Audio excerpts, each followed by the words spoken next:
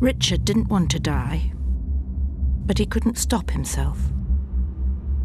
The collision with the car didn't kill him, but he wasn't wearing a seatbelt, so he continued on his journey. When he hit the inside of the car, that didn't kill him either. But his internal organs carried on travelling until they hit his rib cage, and his lungs were punctured, and the main artery from his heart was torn.